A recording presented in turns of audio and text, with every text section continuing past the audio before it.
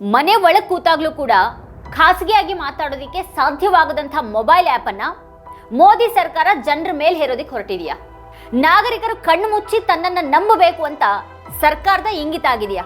ಅಥವಾ ಸದ್ದಿಲ್ಲದೇನೆ ಜನರ ಮೇಲೆ ನಿಗಾ ಇಡ್ಲಾಗ್ತಾ ಇದೆಯಾ? ಜನರಿಗೆ ಬೇಕೋ ಬೇಡೋ ಅನ್ನೋದನ್ನ ಗಣನೆಗೆ ತೆಗೆದುಕೊಳ್ಳದೇನೆ ಪ್ರತಿಯೊಂದು ಸ್ಮಾರ್ಟ್ ಫೋನ್ನಲ್ಲೂ ತನ್ನದೇ ಆ್ಯಪ್ ಇರಬೇಕು ಅಂತ ಸರ್ಕಾರ ಯಾಕೆ ಕಟ್ಟಪ್ಪಣೆಯನ್ನು ವಿಧಿಸ್ತಾ ಇದೆ?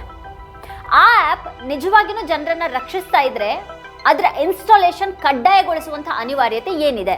ಸರ್ಕಾರ ನಮ್ಮ ಫೋನ್ಗಳಿಂದ ಯಾವ ಡೇಟಾವನ್ನ ಬಯಸುತ್ತೆ ಮತ್ತೆ ಆ ಡೇಟಾವನ್ನ ಯಾರು ನಿಯಂತ್ರಿಸ್ತಾರೆ? ಸಾರ್ವಜನಿಕ ಚರ್ಚೆ ಅಥವಾ ಸಂಸತ್ತಿನ ಪರಿಶೀಲನೆ ಇಲ್ಲದೇನೆ ಕಣ್ಗಾವಲು ತರದ ನೀತಿಗಳನ್ನ ನಮ್ಮ ಪ್ರಜಾಪ್ರಭುತ್ವ ಹೇಗೆ ಸಮರ್ಥಿಸುತ್ತೆ? ಮೋದಿ ಸರ್ಕಾರ ತಂದಿರುವಂತಹ ಸಂಚಾರ್ ಸಾಥಿ ಅನ್ನುವಂಥ ಮೊಬೈಲ್ ಆ್ಯಪ್ಗೆ ಸಂಬಂಧಪಟ್ಟಂತಹ ದೊಡ್ಡ ವಿವಾದ ಎದ್ದಿರುವಂತಹ ಹಿನ್ನೆಲೆಯಲ್ಲಿ ಕೇಳಲೇಬೇಕಾದಂತಹ ಈ ಪ್ರಶ್ನೆಗಳನ್ನ ಇವತ್ತಿನ ವಿಡಿಯೋದಲ್ಲಿ ನಾವು ಚರ್ಚೆ ಮಾಡೋಣ. ಆದರೆ ಅದಕ್ಕೂ ಮುನ್ನ ನೀವು ಈ ವಿಡಿಯೋವನ್ನ ನೋಡ್ತಾ ಇದ್ರೆ ಈಗಲೇ ವಿಡಿಯೋದ ಕೆಳಗೆ ಕಾಣ್ತಾ ಇರುವಂತಹ ಸಬ್ಸ್ಕ್ರೈಬ್ ಬಟನ್ ಹಾಗೆ ಪಕ್ಕದಲ್ಲೇ ಇರುವಂತಹ ಬೆಲ್ ಐಕಾನ್ ಪ್ರೆಸ್ ಮಾಡಿ ನಮ್ಮನ್ನ ಪ್ರೋತ್ಸಾಹಿಸಿ. ಇಂತಹ ಪ್ರಶ್ನೆಗಳನ್ನ ಕೇಳುವಂತಹ ನಿಮ್ಮ ವಾರ್ತಾ ಭಾರತಿಗೆ ಪ್ರತಿಯೊಬ್ಬ ಸಬ್ಸ್ಕ್ರೈಬರ್ ಕೂಡ ದೊಡ್ಡ ಶಕ್ತಿ ಆಗ್ತಾರೆ.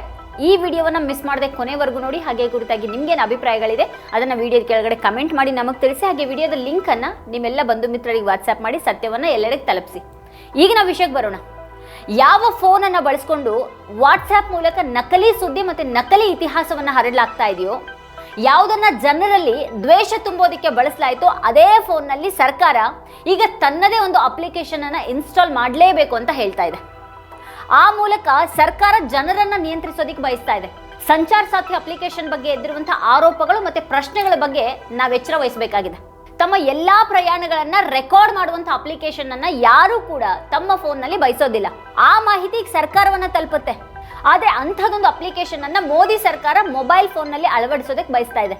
ಅದನ್ನ ತೆಗೆದು ಹಾಕೋದಿಕ್ಕೆ ಅಥವಾ ನಿಷ್ಕ್ರಿಯಗೊಳಿಸೋದಕ್ಕೆ ಸಾಧ್ಯವಾಗದ ಹಾಗೆ ಅಳವಡಿಸಬೇಕು ಅಂತ ಸರ್ಕಾರ ಹೇಳ್ತಾ ಇದೆ. ಸಂಚಾರ್ ಸಾಥಿ ಅಪ್ಲಿಕೇಶನ್ ಅನ್ನು ಅಳಿಸೋದಿಕ್ಕೆ ಅಥವಾ ನಿಷ್ಕ್ರಿಯಗೊಳಿಸೋದಕ್ಕೂ ಸಾಧ್ಯ ಇಲ್ಲ. 2026 ಮಾರ್ಚ್ನಿಂದ ಭಾರತಕ್ಕೆ ಆಮದು ಮಾಡಿಕೊಳ್ಳುವಂಥ ಎಲ್ಲಾ ಹೊಸ ಮೊಬೈಲ್ ಫೋನ್ಗಳಲ್ಲಿ ಈ ಸಂಚಾರ್ ಸಾಥಿ ಅಪ್ಲಿಕೇಶನ್ ಅನ್ನು ಸ್ಥಾಪಿಸಬೇಕು ಅಂತ ಮೋದಿ ಸರ್ಕಾರ ಸ್ಮಾರ್ಟ್ ಫೋನ್ ಕಂಪನಿಗಳಿಗೆ ಸೂಚನೆಯನ್ನು ನೀಡಿದೆ. ಆ ಅಪ್ಲಿಕೇಶನ್ ಅನ್ನು ಅಳವಡಿಸದೆ ಯಾವುದೇ ಫೋನ್ ಅನ್ನು ಭಾರತದಲ್ಲಿ ಮಾರಾಟ ಮಾಡೋದಕ್ಕಾಗೋದಿಲ್ಲ. ಈಗಾಗಲೇ ತಯಾರಿಸಲಾದಂಥ ಫೋನ್ಗಳಿಗೂ ಕೂಡ ಈ ಅಪ್ಲಿಕೇಶನ್ ಅಗತ್ಯ ಆಗಿರುತ್ತೆ. ಫೋನ್ ವಂಚನೆಯನ್ನು ತಡೆಗಟ್ಟೋದಕ್ಕೆ ಇದನ್ನ ಕಡ್ಡಾಯಗೊಳಿಸಲಾಗ್ತಾ ಇದೆ ಅಂತ ಸರ್ಕಾರ ಹೇಳ್ತಾ ಇದೆ. ಇದರಲ್ಲಿ ಪ್ರತಿಯೊಂದು ಫೋನ್ ಅನ್ನು ಕೂಡ ಗುರುತಿಸಲಾಗುತ್ತೆ. ನೋ ಯುವರ್ ಮೊಬೈಲ್ ಆಯ್ಕೆ ಇದ್ದು ಈ ಒಂದು ಸೇವೆಯನ್ನ SMS ಮೂಲಕ ಒದಗಿಸಲಾಗುತ್ತೆ.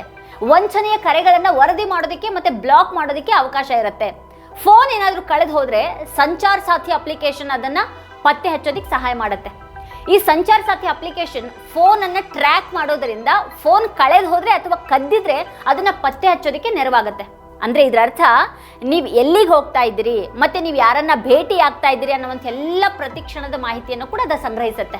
ಇದನ್ನ ಯಾಕೆ ಕಡ್ಡಾಯಗೊಳಿಸಲಾಗ್ತಾ ಇದೆ ಮತ್ತೆ ಆ ಆ್ಯಪ್ ಅನ್ನ ಯಾಕೆ ಮೊಬೈಲ್ನಿಂದ ಅಳಿಸೋದಿಕ್ಕೆ ಸಾಧ್ಯ ಇಲ್ಲ?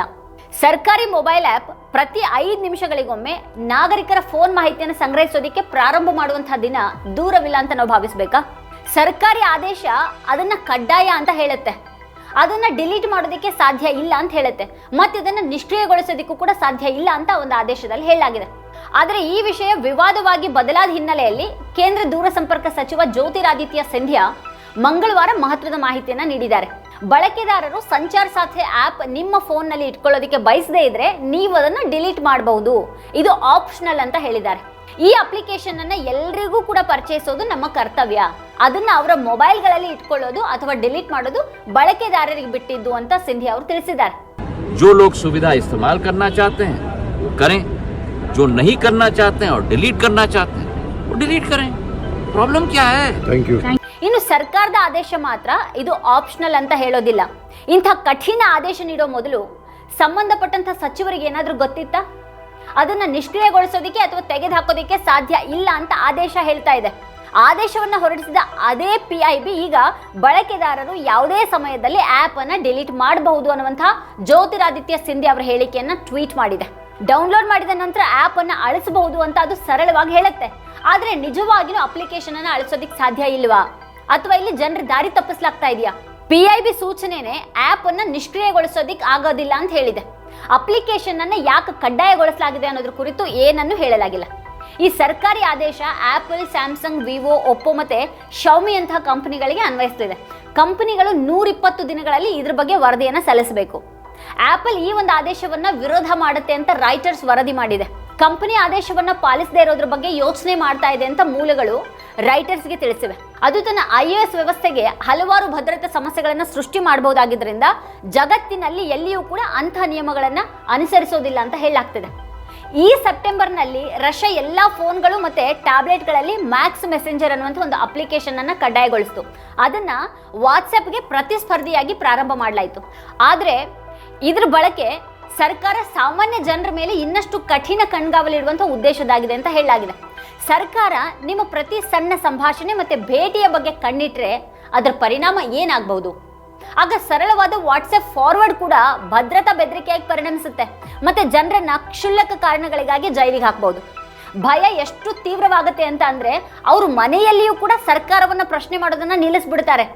ನಿಮ್ಮ ಫೋನ್ ನಿಮ್ಮನ್ನ ಯಾವಾಗಲೂ ಕೂಡ ಒಂದು ರೀತಿ ಡಿಜಿಟಲ್ ಅರೆಸ್ಟ್ನ ಸ್ಥಿತಿಯಲ್ಲಿಡುತ್ತೆ. ಇಂಟರ್ನೆಟ್ ಫ್ರೀಡಮ್ ಫೆಡರೇಷನ್ ಅಂದ್ರೆ IFF ಇಂಟರ್ನೆಟ್ ಜಗತ್ತಿನಲ್ಲಿ ಗೌಪ್ಯತೆ ಮತ್ತೆ ಬಳಕೆದಾರರ ಹಕ್ಕುಗಳ ಮೇಲೆ ಕೆಲಸ ಮಾಡುವಂತ ಸಂಸ್ಥೆಯಾಗಿದೆ.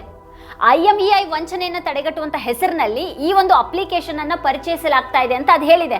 ಆದ್ರೆ IMEI ಸಂಖ್ಯೆಗಳನ್ನು ಪರಿಶೀಲಿಸೋದಕ್ಕೆ ಸರ್ಕಾರ ಈಗಾಗಲೇ ನೋ ಯುವರ್ ಮೊಬೈಲ್ ಅಂತ ಒಂದು SMS ಆಧಾರಿತ ಸೇವೆಗಳಿಗಾಗಿ ವೆಬ್ ಪೋರ್ಟಲ್ ಅನ್ನ ಹೊಂದಿದೆ.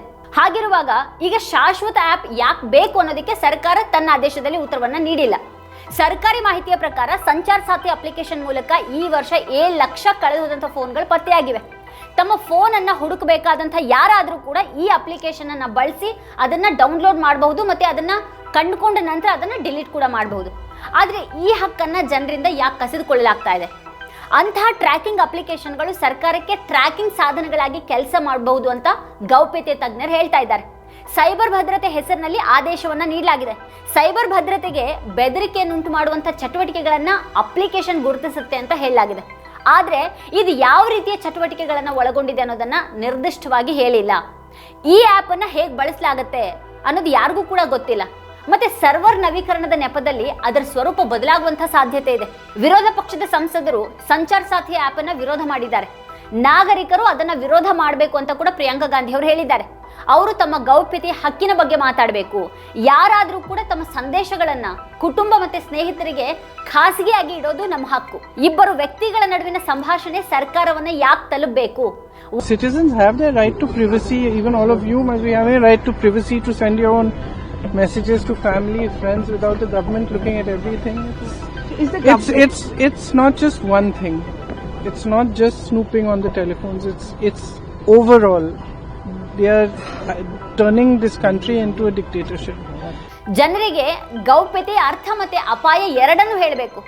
ಭಾರತೀಯ ಸಾರ್ವಜನಿಕರಿಗೆ ಅದರ ಅರ್ಥ ಆಗೋದಿಲ್ಲ. ಸರ್ಕಾರ ಉತ್ತಮ ಕೆಲಸ ಮಾಡ್ತಾ ಇದೆ ಅಂತ ಅನೇಕ ಜನರು ಈಗ ಸಂತೋಷ ಪಡ್ತಾರೆ. ಫೋನ್ ಕಳೆದು ಹೋದ್ರೆ ಅದನ್ನ ಕಂಡು ಹಿಡಿಯಲಾಗುತ್ತೆ ಮತ್ತೆ ಹಿಂದಿರುಗಿಸಲಾಗುತ್ತೆ ಅಂತ ಅಷ್ಟೇ ಅವರು ಭಾವಿಸ್ತಾರೆ. ಆದ್ರೆ ಈ ಹೆಸರಿನಲ್ಲಿ ಸರ್ಕಾರಕ್ಕೆ ಹೋಗುವಂತ ನಮ್ಮ ವೈಯಕ್ತಿಕ ಮಾಹಿತಿಯ ಬಗ್ಗೆ ಜನರಿಗೆ ತಿಳಿಸಬೇಕಾಗತ್ತೆ. ಸರ್ಕಾರ ಈ ಸಂಚಾರ್ ಸಾಥಿ ಆ್ಯಪ್ ಮೂಲಕ ನಿಮ್ಮ ಮೇಲೆ ಕಣ್ಣಿಡೋದಕ್ಕೆ ಬಯಸ್ತಾ ಇದೆಯಾ? ಆ್ಯಪ್ ಡೌನ್ಲೋಡ್ ಮಾಡಿದ ನಂತರ ಸಾಫ್ಟ್ವೇರ್ ನವೀಕರಣ ಇರುತ್ತಾ? ಈಗ ಈ ಆ್ಯಪ್ ಏನಾಗುತ್ತೆ ಅನ್ನೋದು ದೊಡ್ಡ ಪ್ರಶ್ನೆ ಆಗಿದೆ. ಆದ್ರಿಂದ ಈ ಸಂಚಾರ್ ಸಾಥಿ ಆ್ಯಪ್ ಬಗ್ಗೆ ಇಂಟರ್ನೆಟ್ ಮತ್ತೆ ತಂತ್ರಜ್ಞಾನ ತಜ್ಞರು ಎತ್ತುತ್ತಾ ಇರುವಂತಹ ಪ್ರಶ್ನೆಗಳನ್ನ ಬಹಳ ಎಚ್ಚರಿಕೆಯಿಂದ ನಾವೆಲ್ಲ ಗಮನಿಸಬೇಕಾಗಿದೆ. ನಿಮ್ಮ ಫೋನ್ ಅನ್ನ ಟ್ರ್ಯಾಕ್ ಮಾಡುವಂತ ಹೆಸರಿನಲ್ಲಿ ಯಾರಾದರೂ ದಿನ ಇಡೀ ನಿಮ್ಮನ್ನ ಟ್ರ್ಯಾಕ್ ಮಾಡಬೇಕು ಅಂತ ನೀವು ಬಯಸ್ತೀರಾ? ಸಂಚಾರ್ ಸಾಥಿ ಭಾರತದ ಪೆಗಾಸಸ್ ಆಗಿರಬಹುದಾ? ಸೈಬರ್ ಭದ್ರತೆಯ ಹೆಸರಿನಲ್ಲಿ ಫೋನ್ಗಳಿಗೆ ಬಲವಂತವಾಗಿ ಅದನ್ನು ಅಳವಡಿಸಲಾಗ್ತಾ ಇದೆಯಾ? ಸಂಚಾರ್ ಸಾಥಿಯನ್ನ ಫೋನ್ನಿಂದ ಅಳಿಸೋದಕ್ಕೆ ಅಸಾಧ್ಯ ಆದ್ರೆ ಇತರ ಮೊಬೈಲ್ ಅಪ್ಲಿಕೇಶನ್ಗಳಲ್ಲಿ ಗೂಢಚರ್ಯೆ ಮಾಡೋದಕ್ಕೆ ಅನುಮತಿಸುವಂತಹ ಆಯ್ಕೆಗಳನ್ನು ಸೇರಿಸಬಹುದು ಅಂತ ತಜ್ಞರು ಭಾವಿಸ್ತಾರೆ. ಸಂಚಾರ್ ಸಾಥಿ ಅಪ್ಲಿಕೇಶನ್ ಡೌನ್ಲೋಡ್ ಮಾಡಿದ ತಕ್ಷಣವೇ ಅದು SMS ಓದೋದಕ್ಕೆ, ಕಾಲ್ ಹಿಸ್ಟ್ರಿಯನ್ನು ನೋಡೋದಕ್ಕೆ ಮತ್ತೆ ಕ್ಯಾಮ್ರಾವನ್ನು ಪ್ರವೇಶಿಸೋದಕ್ಕೆ ಅನುಮತಿಯನ್ನು ಕೇಳುತ್ತೆ ಅಂತ ಹೇಳಲಾಗ್ತಾ ಇದೆ. ಸ್ಥಳವನ್ನು ಕೂಡ ಪತ್ತೆ ಹಚ್ಚಬಹುದು. ತಮ್ಮದೇ ನಾಗರಿಕರನ್ನ ಧರ್ಮದ ಆಧಾರದ ಮೇಲೆ ದ್ವೇಷಿಸಿ ಅವರನ್ನ ಒಳನುಸುಳುವವರು ಅಂತ ಕರೆಯುವವರ ನಡುವೆ ಈ ಆ್ಯಪ್ ಅಪಾಯ ಹೇಗೆಲ್ಲ ಇರಬಹುದು? ಇಂಥ ದ್ವೇಷದ ರಾಜಕೀಯಕ್ಕೆ ಉತ್ತೇಜನ ನೀಡಿದಂತಹ ಸರ್ಕಾರ ಈಗ ನಿಮ್ಮ ಫೋನ್ನಲ್ಲಿ ಒಳನುಸುಳುವವರ ಹಾಗೆ ಕುಳಿತುಕೊಳ್ಳೋದಕ್ಕೆ ಯಾಕೆ ಬಯಸ್ತಾ ಇದೆ? ಸರ್ಕಾರ ಉತ್ತರವನ್ನ ನೀಡಬೇಕಾಗಿದೆ ಮತ್ತೆ ಜನರು ಕೂಡ ಈಗ ಪ್ರಶ್ನೆಗಳನ್ನ ಕೇಳಬೇಕಾಗಿದೆ. ವೀಕ್ಷಕರೇ, ಈ ಕುರಿತಾಗಿ ನೀವೇನು ಹೇಳ್ತೀರಿ? ನಿಮ್ಗೇನು ಅಭಿಪ್ರಾಯ ಇದೆ? ಅದನ್ನು ವಿಡಿಯೋದ ಕೆಳಗಡೆ ಕಮೆಂಟ್ ಮಾಡಿ ನಮಗೆ ತಿಳಿಸಿ. ಇದೇ ಹೊತ್ತಿನ ಸ್ಪೆಷಲ್ ನೋಡ್ತಾ ಇರಿ ವಾರ್ತಾಭಾರತಿ. ನೀವಿನ್ನೂ ವಾರ್ತಾಭಾರತಿ ಯೂಟ್ಯೂಬ್ ಚಾನಲ್ ಅನ್ನು ಸಬ್ಸ್ಕ್ರೈಬ್ ಮಾಡಿಲ್ಲ ಅನ್ನೋದಾದ್ರೆ ಈ ಕೂಡಲೇ ಸಬ್ಸ್ಕ್ರೈಬ್ ಮಾಡಿ, ಹಾಗೆ ಪಕ್ಕದಲ್ಲೇ ಇರುವಂತಹ ಬೆಲ್ ಐಕಾನ್ ಪ್ರೆಸ್ ಮಾಡಿ ನಮ್ಮನ್ನು ಪ್ರೋತ್ಸಾಹಿಸಿ.